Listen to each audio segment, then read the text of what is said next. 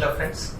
तो आज हमने एक वीडियो देखा था जिसमें हमने revocation of offer, revocation of acceptance कैसे होता है या कब तक हम लोग कर सकते कब तक नहीं, ये सब चीजें हमने देख के रखी थी। Okay, I hope you understood it well. आज का lecture I know very well थोड़ा सा हैवी था, थोड़ा नहीं काफी हैवी होगा, लेकिन बच्चों आपको मैं एक ही चीज सजेस्ट करूंगा, वो डायग्रामेटिकली और लास्ट में जो मैंने आपको क्वेश्चंस करवाए थे वो क्वेश्चन पे अगर आप फोकस करोगे तो आपको ये पूरा कॉन्सेप्ट अच्छे से समझ में आ जाएगा। फिर भी I am repeating once again, फिर भी कोई डाउट आपको होगा तो आप डेफिनेटली मुझसे पूछ सकते हो। ओके, चल अब हम लोग थोड़ा सा और आगे बढ़ते हैं, कुछ छोटे मोटे कॉन्सेप्ट हम लोग कवर करते हुए चलेंगे। ठीक है, अब एक छोटी सी कॉन्सेप्ट आती है बच्चों, जैसे ऑफर जो होता है, ऑफर जो होता है तो मुझे बताना ऑफर आप रिवोक कर सकते हो कि नहीं कर सकते हो। तो जवाब आएगा जी हाँ। हमने आज ही तो सुबह सुबह पढ़ा था ऑफर कैन बी रिवोक, कब तक रिवोक किया जा सकता है बताना, टिल इट इज एक्सेप्टेड, मतलब जब तक एक्सेप्ट नहीं हुआ उसके पहले आप लोग उसको रिवोक कर सकते हो। अच्छा, उसमें ये भी तो आपने बात देखी थी कि offer can be revoke till communication of acceptance as against proposer is get completed। proposer के हिसाब से कब कंप्लीट होता है बताना है, when it is put into the course of transmission। तो उसके पहले क्या हो सकता है बताना, ऑफर कैन बी रिवोक। ठीक है, तो एक बात याद रखना, ऑफर रिवोक हो सकता है क्या, तो जवाब है यस। और इस पर्टिकुलर प्रोविजन की सिमिलैरिटी है दोनों भी लॉज में, मतलब क्या, हमारे इंडियन कॉन्ट्रैक्ट एक्ट में भी हम लोग ऑफर को रिवोक कर सकते हैं, as well as English law, that is England का जो लॉ होगा कॉन्ट्रैक्ट एक्ट का, वहां पे भी आप लोग ऑफर को क्या कर सकते हो, रिवोक कर सकते हो।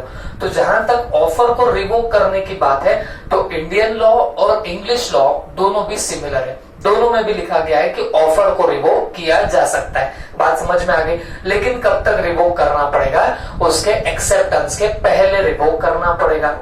बात क्लियर होगी? ओके, लेकिन अगर बात चल रही है आपके एक्सेप्टेंस को रिवोक करने की, क्या एक्सेप्टेंस को रिवोक किया जा सकता है? सुबह सुबह आपने देखा, मैंने आपको बताया भी था एक्सेप्टेंस को रिवोक कर सकते हैं। कब तक कर सकते बताना, जब तक it is come to the knowledge of that proposer. याद करो, revocation of acceptance can be made, कब तक किया जा सकता है बताना, टिल एक्सेप्टेंस का कम्युनिकेशन कंप्लीट होता है एज अगेंस्ट हुम प्रपोजी, एक्सेप्टर के एंगल से जब तक कम्युनिकेशन ऑफ एक्सेप्टेंस कंप्लीट ना हो तब तक आप लोग क्या कर सकते हो बताना, एक्सेप्टेंस को रिवोक कर सकते हो। मॉर्निंग में हमने देखा बी ने अगर मान लो 4 तारीख को 4 ऑफ जून को अगर रिवोकेशन का लेटर डाला, तो अगर वो 6 तक अगर पहुंचता है, या मैं बोलूंगा 4 को एक्सेप्टेंस का लेटर डाला, वो 6 तक अगर पहुंचता है, 8 तक अगर पहुंचता है, तो उसको पहुंचने के पहले acceptance can get what, revoke. लेकिन एक चीज याद रखना, एक्सेप्टेंस को रिवोक किया जा सकता है क्या? जी हाँ, लेकिन एक बात बता दो, यहाँ 2 लॉ की, अगर हम इंडियन लॉ की बात करें तो इंडियन लॉ में डेफिनेटली क्या हो सकता है, एक्सेप्टेंस रिवोक हो सकता है। लेकिन अगर बात करें इंग्लिश लॉ की, मतलब इंग्लैंड के लॉ की बात करें, तो एक्सेप्टेंस एक बार दे दिया तो उसके बाद फिर रिवोक नहीं कर सकते। हमारे यहाँ पे क्या सिनारियो है, आपने एक्सेप्टेंस का लेटर डाला, वो जब सामने वाले को पहुंचता है लेटर, प्रपोजर तक पहुंचता है, उस टाइम तक आप लोग उसको क्या कर सकते हो, रिवोक कर सकते हो। एक्सेप्टेंस को भी रिवोक किया जा सकता है, ये हमारे इंडियन लॉ के हिसाब से बोल रहा हूं। लेकिन अगर इंग्लिश लॉ की बात करोगे तो इंग्लिश लॉ में हमारा जो एक्सेप्टेंस होगा वो कभी भी रिवोक नहीं हो सकता। आप बोलेंगे सर हम तो इंडियन कॉन्ट्रैक्ट एक्ट देख रहे, तो इसकी क्या जरूरत है, बस हमारे बुक में दिया हुआ है और आपको थोड़ा सा नॉलेज चाहिए, इसके लिए मैंने आपको बता दिया। ओके, तो ये फटाफट नोट कर लो, फिर हम लोग आगे जाते हैं। फिर हम लोग देखेंगे कि रिवोकेशन ऑफ ऑफर कैसे कैसे किया जा सकता है, that will be the very very very important topic. ठीक है, और उसके साथ ही हमारा इंडियन कॉन्ट्रैक्ट एक्ट का फर्स्ट यूनिट जाके कंप्लीट होगा। पहले आप लोग इतना नोट डाउन कर लो।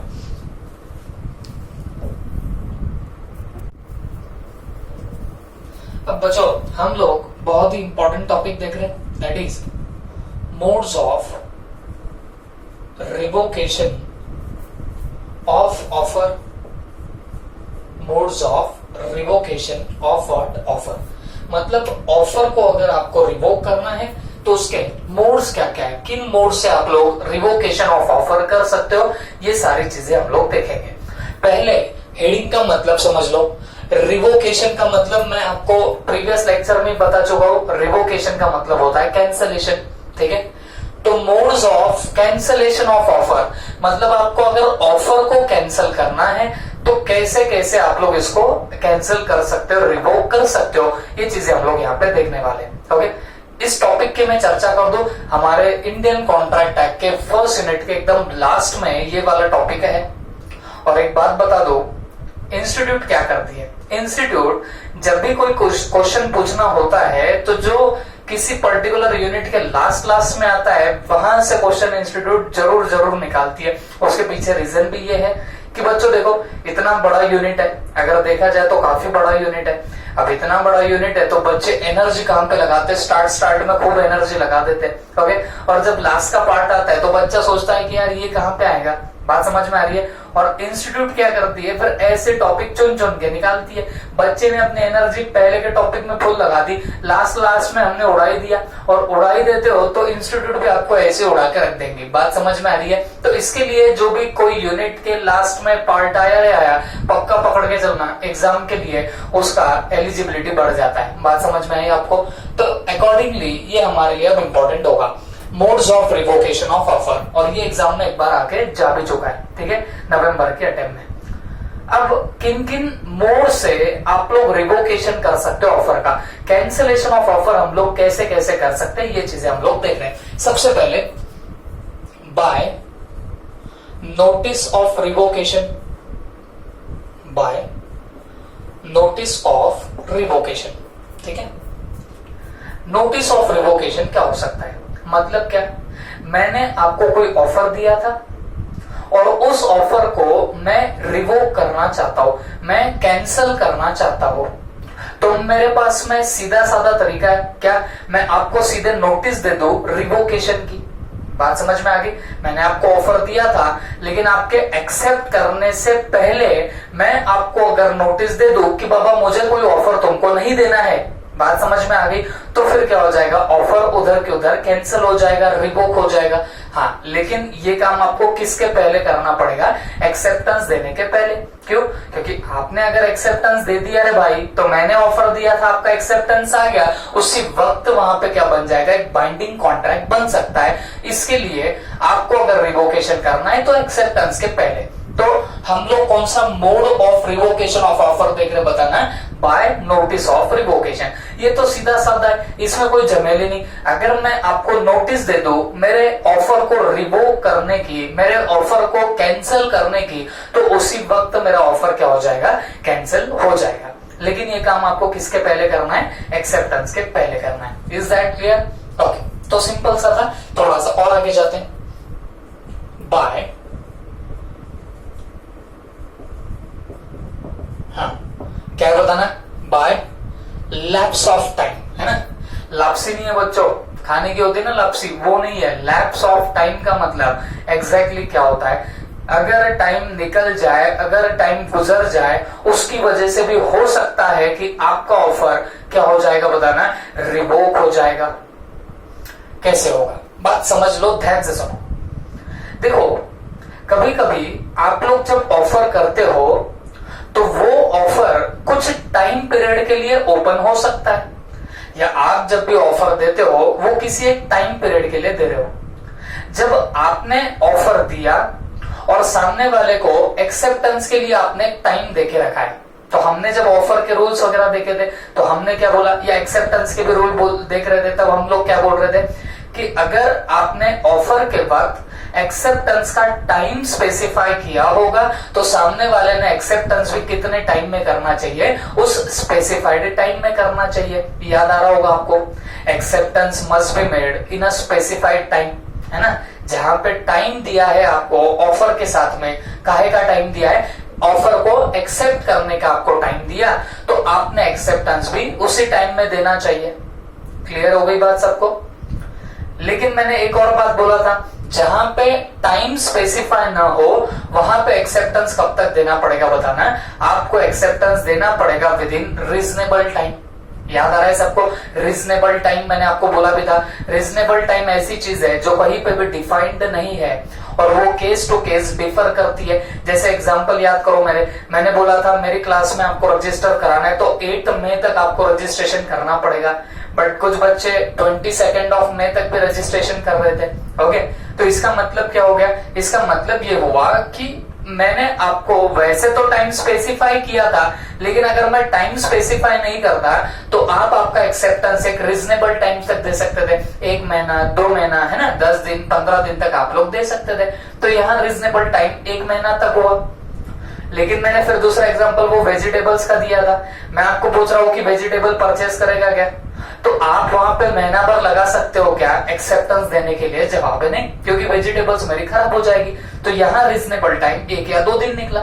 तो बोलने का मतलब क्या हुआ, जहां पे टाइम स्पेसिफाई होगा एक्सेप्टेंस करने के लिए तो सामने वाले ने एक्सेप्टेंस उसी टाइम पीरियड में कर देना चाहिए, और जहां पे टाइम वगैरह कुछ स्पेसिफाई ना हो एक्सेप्टेंस के लिए तो आपने रीजनेबल टाइम में एक्सेप्टेंस देना चाहिए। बात समझ में आ गई आपको? ओके, अगर मैंने आपको एक्सेप्टेंस करने के लिए टाइम दिया और आप उस टाइम पीरियड में एक्सेप्टेंस नहीं कर पाए तो समझ के चलना आपका जो ऑफर होता है वो वहीं पे रिवोक हो जाता है। बात समझ में आ रही है आपको? काय की वजह से रिवोक होगा? लैप्स ऑफ टाइम की वजह से।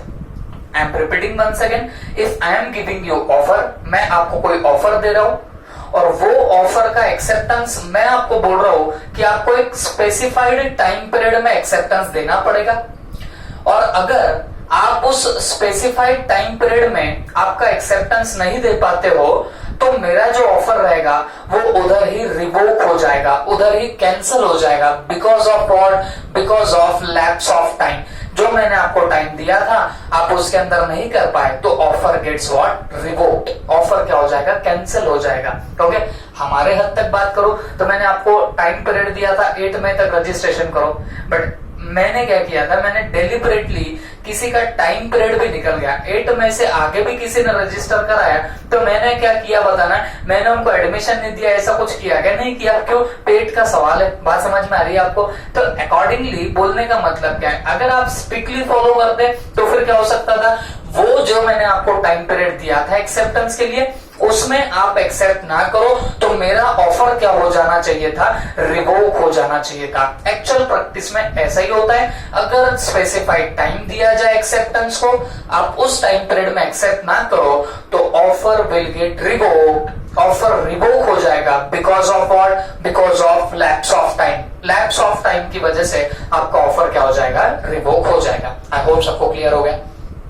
लेकिन तब क्या होगा जब कोई स्पेसिफाइड टाइम नहीं है तो आपने रीजनेबल टाइम में क्या कर देना चाहिए? एक्सेप्टेंस देना चाहिए। आप पूछेंगे सर रीजनेबल टाइम तो मैं इसके पहले ही बता चुका हूं, रीजनेबल टाइम कहीं लॉ में डिफाइंड भी नहीं है और ये केस टू केस डिफर करता है। एक केस में रीजनेबल टाइम महीना 1.5 महीना होगा तो दूसरे केस में 1-2 दिन होगा।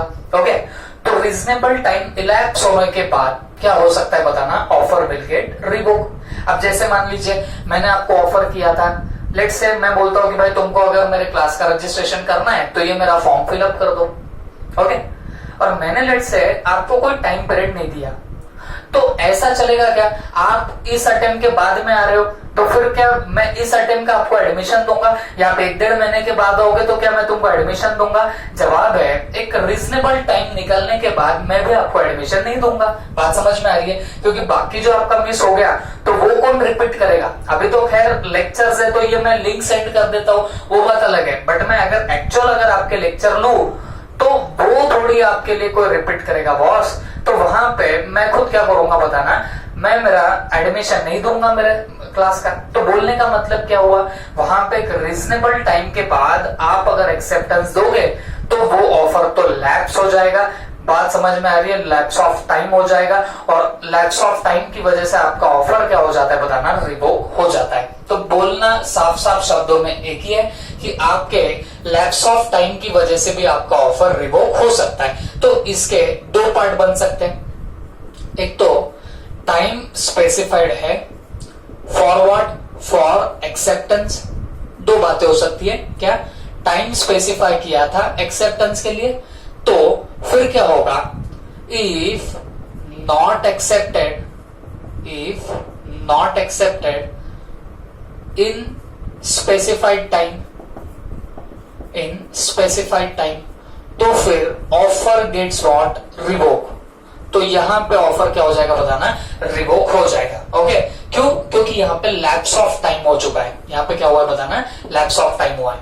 और दूसरा, time for acceptance, time is not specified for acceptance. ऐसा भी तो हो सकता है कि एक्सेप्टेंस के लिए कोई टाइम ही स्पेसिफाई नहीं किया। ओके, तो if not accepted in reasonable time, देखो फर्क आ गया यहां पे, यहां रीजनेबल है तो यहां पे स्पेसिफाइड टाइम है। टाइम स्पेसिफाई किया तो उस टाइम तक कंप्लीट नहीं किया, एक्सेप्ट नहीं किया तो जाके रिवोक होगा। टाइम स्पेसिफाइड नहीं है तो if not accepted in reasonable time तो जाके क्या होगा बताना, आपका ऑफर रिवोक हो जाएगा। ओके, और लेकिन ये रिवोक किस वजह से हो रहा है बताना, due to lapse of time. This is all about what, this particular revocation of offer के दो मोड्स। तो हमने दो मोड देखे हैं जिनकी वजह से आपका ऑफर रिवोक हो सकता है। सबसे पहला क्या, बाय नोटिस। मैं अगर खुल्लम खुल्ला आपको नोटिस दे दूं कि भाई मैं मेरा ऑफर क्या कर रहा हूं, रिवोक करने चला, तो रिवोक हो जाएगा। सेकेंड थिंग क्या बताना है, लैप्स ऑफ टाइम की वजह से भी क्या हो सकता है, ऑफर रिवोक हो जाएगा। जो आपको टाइम दिया था एक्सेप्टेंस के लिए, उस टाइम में अगर आप कंप्लीट नहीं करें एक्सेप्टेंस तो जाके ऑफर रिवोक हो जाएगा। मैंने कोई टाइम ही नहीं दिया और आपने अगर रीजनेबल टाइम तक मुझे एक्सेप्टेंस नहीं दिया तो उसी वक्त क्या हो जाएगा, मेरा ऑफर यहां पे रिवोक हो जाएगा, कैंसिल हो जाएगा। Is that clear? अब जा रहे हैं हम लोग थर्ड पे, bye non fulfilment of condition. Bye non fulfilment of condition, bye non fulfilment of condition. Okay, देखो बच्चों बहुत सीधी सी बात है, मैं आपको कोई ऑफर कर रहा हूं और उस ऑफर में कोई कंडीशन अगर है तो अगर तुम वो कंडीशन फुलफिल ना करो तो ये पकड़ के चलना कि आपका यहां पे ऑफर जाके रिवोक हो जाएगा। What I am telling here, please ध्यान से सुनो। सीधी सी बात है, अगर मान लीजिए मेरे ऑफर के साथ में कोई कंडीशन अटैच्ड है और वो कंडीशन तुम फुलफिल नहीं कर पाते हो तो समझ के चलना मेरा यहाँ पे ऑफर क्या हो जाएगा, रिवोक हो जाएगा, कैंसिल हो जाएगा। ओके, जैसे मैं आपको बताता हूँ एक एग्जांपल के लिए। देखो बहुत बार बीच बीच में आपने सुना होगा कि भाई अगर मान लो आपके पास में लेट से सैमसंग का एक सेलफोन है, ठीक है, पुराना वाला है, पुराना कोई तो भी आपका मॉडल है सैमसंग का, और आप कोई न्यू मॉडल परचेस करना चाहते हो सैमसंग का ही। अगर आप ये अमेजॉन, फ्लिपकार्ट ये सब चीजें यूज करते होंगे तो वहां पे आपको ऐसे ऑफर्स मिलते हैं कि भाई ओल्ड को रिप्लेस करोगे और उसके बदले में अगर न्यू लोगे तो हम प्राइस में से एक स्पेसिफाइड आपको डिडक्शन दे देंगे। जितनी एक्चुअल प्राइस है उसमें से हम लोग क्या करेंगे, ये रिप्लेसमेंट के पैसे काट के आपको फिर फोन बची हुई प्राइस पे दे देंगे। बात समझ में आ रही है आपको? तो मुझे एक बात बताओ, आपको अगर वो ऑफर अवेल करना है तो इसके लिए आपको क्या करना पड़ेगा, आपका पुराना सेलफोन देना पड़ेगा। बात समझ में आ रही है? तो कंडीशन क्या है, वो ऑफर अगर अवेल करना है, कौन सा वाला, रिड्यूस प्राइसेस में आपको नया फोन परचेस करना है तो उसके लिए आपको क्या करना पड़ेगा, क्या कंडीशन है, पुराना फोन देना पड़ेगा। तो बोलने का मतलब क्या हुआ, जब तक आप पुराना फोन नहीं दोगे तो आपको वो रिड्यूस प्राइसेस में नया सेलफोन नहीं मिलेगा। तो बोलने का मतलब क्या हो रहा है, जब तक आप कंडीशन स्पेसिफाइड फुलफिल ना करो तब तक आपको क्या नहीं होने वाला है बताना, ऑफर का आपको एक्सेप्टेंस करना नहीं जमेगा। क्यों? क्योंकि उसी वक्त क्या हो जाता है, ऑफर रिवोक हो जाता है। आपको लेट से कम भाव में परचेस तो करना है सेलफोन, लेकिन आपके पास में कोई पुराना सेलफोन है ही नहीं, तो मुझे एक बात बताओ, आप जाके डिमांड कर सकते हो क्या उस रिड्यूस प्राइसेस में वो सेलफोन को? नहीं कर सकते हो। क्यों नहीं कर सकते हो? क्योंकि आपके पास में कोई पुराना सेलफोन नहीं है, तो आपके लिए उसी वक्त वो ऑफर क्या हो गया, रिवोक हो गया, कैंसिल हो गया, आपके लिए वो ऑफर है ही नहीं। फिर आपको तो क्या करना पड़ेगा, उसके ओरिजिनल प्राइसेस पे वो सेलफोन परचेस करना पड़ेगा। क्यों करना पड़ रहा है? क्योंकि आपने वो कंडीशन जो है वो फुलफिल नहीं करी। Condition if not fulfil then offer gets what revoke. अगर किसी ऑफर के साथ में कोई कंडीशन अटैच थी और अगर वो फुलफिल ना होए तो जाके आपका ऑफर उधर ही रिवोक हो जाएगा, कैंसिल हो जाएगा। I hope you understood it well. ठीक है, उसके बाद बाय डेथ और इंसैनिटी, डेथ और insanity. Okay, offer revoke death और इंसैनिटी से भी हो सकता है। डेथ का मतलब तो सबको ही पता है, अटक जाना। इंसैनिटी का मतलब चराने अठाने गिर जाना, चराने अठाने गिर जाना, पागल वागल हो जाना। ओके, उसको क्या बोलेंगे बताना है, इंसैनिटी। तो देखो बच्चों, डेथ और इंसैनिटी अगर हो जाए किसकी, ऑफरर की, तो उसका ऑफर उसी वक्त क्या हो जाता है, रिवोक हो जाता है। क्यों? सीधी सी बात है ना, कोई बंदा है जो आपको एक ऑफर कर रहा है, डेफिनेटली मैं नहीं कर रहा हूं, ओके, कोई दूसरा बंदा है जो आपको एक ऑफर कर रहा है और उसने ऑफर दिया रे दिया, उसके बाद में या तो उसकी डेथ हो जाए या तो वो बंदा पागल हो जाए। तो मुझे एक बात बताओ, क्या उसका ऑफर प्रिवेल करेगा? नहीं करेगा। क्यों नहीं करेगा? क्योंकि अगर वो प्रिवेल किया रहता तो आप अगर एक्सेप्टेंस करोगे तो वो तो कॉन्ट्रैक्ट बन जाएगा। और तुमको भी पता है ये पागल बंदा क्या कैपेबल टू परफॉर्म है? नहीं। मरे हुआ बंदा क्या ऊपर से नीचे आएगा आपका कॉन्ट्रैक्ट परफॉर्म करने के लिए? जवाब है नहीं। तो बोलने का मतलब क्या हुआ, अगर किसी पर्सन की डेथ हो जाए या इंसैनिटी आ जाए तो उसी वक्त उसने जो ऑफर दिया वो क्या हो जाता है, रिवोक हो जाता है। बात समझ में आ गई? तो डेथ और इंसैनिटी से भी आपका ऑफर गेट्स व्हाट, रिवोक। हम लोग क्या देख रहे हैं, समझ के लेना पड़ेगा। हम modes of revocation of offer देख रहे हैं। हम लोग ये चेक कर रहे हैं कि किन किन वेज से आपका ऑफर रिवोक हो सकता है, ये सब चीजें हम लोग देख रहे थे। तो इसमें हमने सबसे पहले क्या देखा, बाय नोटिस ऑफ रिवोकेशन। जब आप खुल्लम खुल्ला नोटिस दोगे सामने वाले को ऑफर रिवोक करने की, तब जाके रिवोकेशन होगा। सेकेंडली आपने क्या बोला, लैप्स ऑफ टाइम। अगर टाइम स्पेसिफाइड है और उस टाइम में एक्सेप्टेंस ना मिले, ऑफर गेट्स रिवोक।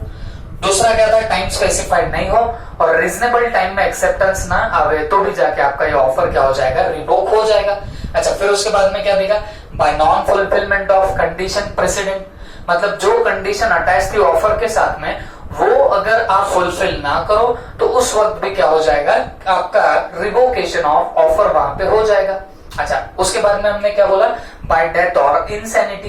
डेथ और इंसैनिटी का मतलब क्या हुआ बच्चों, अगर कोई बंदा बीच में मर जाए या वो पागल हो जाए तो उसका ऑफर जो रहेगा वो उसी वक्त क्या हो जाएगा बताना है, कैंसिल हो जाएगा, रिवोक हो जाएगा। I hope you understood it well. ठीक है, तो हम लोग और थोड़ा सा आगे चलते हैं। By counter offer. By what, counter offer. देखो, ये तो मेरे हिसाब से आपको याद होना चाहिए। हम लोगों ने जब क्लासिफिकेशन ऑफ ऑफर सीखा तो क्लासिफिकेशन ऑफ ऑफर में हमने काउंटर ऑफर भी सीखा था। याद करो क्या था काउंटर ऑफर। मैंने आपको ऑफर किया और आपने उस ऑफर की धजिया उड़ा दी। धजिया उड़ाना मतलब आपने उसके जो टर्म्स एंड कंडीशन थे उसको मॉडिफाई कर दिया। Okay, whenever you change the terms and condition of your particular offer, then it will be called as your counter offer। जैसे मैंने बोला था ना आपको, I want to sell you building for ₹25 lakh, will you purchase my building for 25 lakh? आप बोलते हो I will purchase your building but at ₹10 lakh। तो मुझे एक बात बताओ, मैंने जो ओरिजिनल ऑफर किया था वो किया था 25 लाख का, बट आपने क्या किया, मेरे ऑफर की धजिया उड़ा दी, उससे टर्म्स एंड कंडीशन मॉडिफाई कर दिए। कैसे? मैं 25 लाख में बेचना चाहता था, आपने मुझे बोला 10 लाख में बेचोगे क्या? तो ये क्या हुआ, आपका काउंटर ऑफर हो गया। और याद करो, जब काउंटर ऑफर भी मैंने सिखाया था तो आपको एक ही बात बोला था, क्या? मैंने आपको तब भी बोला था, आपका काउंटर ऑफर करने से एक वैलिड कॉन्ट्रैक्ट नहीं बन पाता, या मैंने बोला था कि आपका original offer gets what, revoke. जैसे ही आपने क्या किया, काउंटर ऑफर कर दिया, तो ओरिजिनल ऑफर की बैंड बच जाती है, वो क्या हो जाता है, रिवोक हो जाता है, खत्म हो जाता है। क्यों? मैंने तो सीधा सीधा पूछा था 25 लाख में लेंगे क्या, अब तुम बोलते हो 10 लाख में देगा क्या। अब मुझे तो जवाब देना है ना भाई, 10 लाख के ऊपर। अब 25 लाख का काम खत्म हो गया, अब नया ऑफर तुमने मुझे क्रिएट करके दिया कि भाई तू 10 लाख में बेचेगा क्या। तो दिस इज काउंटर ऑफर, और ये काउंटर ऑफर से याद रखना, आपका original offer gets what, revoke. Original offer क्या हो जाएगा, रिवोक हो जाएगा। Is that clear? तो ये हुआ आपका और एक मोड्स ऑफ और या रिवोकेशन ऑफ ऑफर। अब हम लोग आगे जा रहे हैं। Bye non acceptance by the offeree of prescribed mode of acceptance।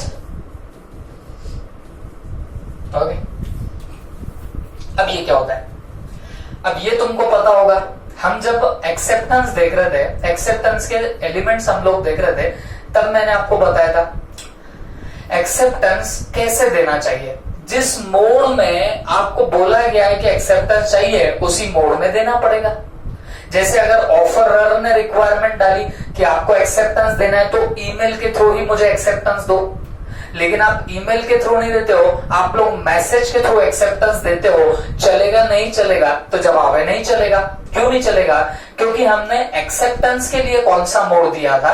हमने बोला था हमको तो एक्सेप्टेंस ईमेल के थ्रू चाहिए। अगर कोई ऐसे मैसेज वैसेज करके एक्सेप्टेंस दे, चलेगा कि नहीं चलेगा? नहीं चलेगा। तो उसी वक्त ऑफर क्या हो जाएगा? रिवोक हो जाएगा। क्यों? क्योंकि सामने वाले ने एक्सेप्टेंस उस मोड में नहीं दिया जिस मोड में हमको चाहिए था। हमने बोला था ईमेल में एक्सेप्टेंस दे, उसने नहीं दिया, उसी वक्त उस बंदे के लिए क्या हो जाएगा बताना? Offer gets what? Revoked. Clear हो गया सबको? तो हम लोग मोड्स ऑफ रिवोकेशन में थे, फटाफट देखना ही पड़ेगा। नंबर 1 क्या था? By notice of revocation. हम चुपचाप सामने वाले को नोटिस दे दे रिवोकेशन की, उस वक्त रिवोकेशन हो सकता है। Secondly by lapse of time. Time अगर निकल जाए, अगर स्पेसिफाइड टाइम है वहां तक एक्सेप्टेंस नहीं हुआ तो रिवोकेशन हो जाएगा। टाइम स्पेसिफाइड नहीं है तो एक रीजनेबल टाइम तक आप एक्सेप्टेंस ना दो तो भी आपका रिवोकेशन ऑफ ऑफर हो जाएगा। फिर उसके बाद नॉन फुलफिलमेंट ऑफ कंडीशन। जो कंडीशन लगाई थी ऑफर के साथ में, वो सामने वाला एक्सेप्ट ना करे तो भी वहां पे क्या होने वाला है बताना? आपका रिवोकेशन हो जाएगा। फिर उसके बाद में डेथ और इंसैनिटी। जिसने आपको ऑफर दिया वो अटक जाए या येड़ा वेड़ा हो जाए तो उसी वक्त क्या हो जाएगा? ऑफर आपका रिवोक होगा। फिर उसके बाद में काउंटर ऑफर। आपने एक ऑफर दिया था, सामने वाले ने काउंटर ऑफर दिया, तो इसमें क्या होगा बताना है? ओरिजिनल ऑफर आपका रिवोक हो जाएगा। Original offer gets what? Revoke here. और लास्ट में क्या है? By non acceptance of the offer in prescribe mode of acceptance. जो आपने एक्सेप्टेंस के लिए मोड डिसाइड किया था, सामने वाला उसमें एक्सेप्टेंस ना दे तो इधर भी क्या हो जाएगा? रिवोकेशन हो ही जाएगा। Is that clear? और उसके बाद last subsequent illegality. Subsequent illegality, अब इसका मतलब क्या हो गया? देखो, लेट्स से मैंने आपको ऑफर दिया था। मैंने आपको ऑफर क्या दिया था? बहुत सारी प्लास्टिक की कैरी बैग सेल करने का मैंने आपको ऑफर दिया था। ओके, मैंने आपको पूछा था will you sell plastic bags to me? Okay, रातों रात क्या हुआ? प्लास्टिक पे बंदी आ गई, प्लास्टिक का लेन देन इलीगल घोषित हो गया। अब मुझे एक बात बताओ, ये तो इलीगैलिटी जनरेट हुई, मैंने आपको ऑफर दिया था तो प्लास्टिक की कैरी बैग सेल करेगा क्या? है ना? अब आप एक्सेप्टेंस देते उसके पहले ही क्या हो गया बताना है? सब्सिक्वेंट इलीगैलिटी आ गई, या जो हमने ऑफर किया था वो इलीगल हो गया। तो अब आप क्या नहीं कर सकते बताना है? अब आप वो तो परफॉर्म कर ही नहीं पाओगे और अकॉर्डिंगली सीधी सीधी सी बात है, ये ऑफर ही अपने आप में क्या हो जाएगा बताना है? रिवोक हो जाएगा, कैंसिल हो जाएगा। ओके, जैसे गुटखा हमारे महाराष्ट्र में बैन है, लेकिन बैन होने से लेट से एक दिन पहले मैंने आपको ऑफर किया था कि क्या तुम परचेस करोगे गुटखा? तो तुमने बोला हाँ, लेकिन क्या होगा बताना है? उसके पहले, या आपने हाँ बोलो या ना नहीं भी बोला होगा, उसके पहले क्या हो जाता है बताना है? अगर वो गुटखा बैन हो जाए तो मुझे एक बात बताओ, वो तो इलीगैलिटी हो गई। अब वो आइटम ही क्या हो गया? इलीगल हो गया। तो उसका परफॉर्मेंस कर पाना ही अब मेरे लिए भी पॉसिबल नहीं है। तो सवाल यही उठता है, क्या वो ऑफर बचेगा या रिवोक हो जाएगा? तो भाई उसी वक्त क्या हो जाएगा? रिवोक हो जाएगा। बात समझ में आ रही है आपको? तो बोलने का मतलब ये हुआ कि आप जो सामने वाले को ऑफर दे रहे हो और उसमें कल चल के कोई इलीगैलिटी नजर आए तो वो ऑफर उसी वक्त क्या हो जाएगा? रिवोक भी हो जाएगा। Is that clear? This is all about your unit number 1। अब इसमें कुछ छोटे मोटे पॉइंट, अगर कोई मॉड्यूल रेफर कर रहा होगा, जैसे परफॉर्मेंस ऑफ कॉन्ट्रैक्ट, तो परफॉर्मेंस ऑफ कॉन्ट्रैक्ट में अगर आप पढ़ोगे तो वही चीजें हैं जो हमने ऑलरेडी पढ़ चुके हैं। ओके, जैसे उसमें मेरे हिसाब से Carlill versus carbolic smoke ball का केस लॉ वापिस से दिया है उसने। फिर communication of offer, communication of acceptance कब कंप्लीट होगा वो भी उसके अंदर डाला है, तो मैंने उसको कोई छेड़खानी नहीं की है। ओके, और ये जो आपने देखा लैप्स ऑफ टाइम, तो इसमें केस लॉ डाला गया है। वो केस लॉ मैंने इसके लिए नहीं दिया क्योंकि उसने खुद ने नीचे लिख दिया कि कंपनीज एक्ट की प्रोविजन अब चेंज हो गई, तो वो केस लॉ आज के डेट में रिलेवेंट नहीं रहा। तो जो केस लॉ रिलेवेंट है ही नहीं तो हमको उसको पढ़ने की जरूरत नहीं रहेगी। ओके, तो यहाँ पे केस लॉ था वो भी मैंने नहीं लिया। अच्छा, फिर इसके अलावा एक स्टैंडर्ड फॉर्म्स ऑफ कॉन्ट्रैक्ट बोल के एक चीज है, नॉट इंपॉर्टेंट बट फिर भी जस्ट है, तो मैं आपको बस ऊपर ऊपर से बता देता हूँ। तो स्टैंडर्ड फॉर्म्स ऑफ कॉन्ट्रैक्ट क्या होते हैं बच्चों? हमारी वो स्पेशल कंडीशन जो हमने देखी थी एग्जैक्ट वैसा ही होता है।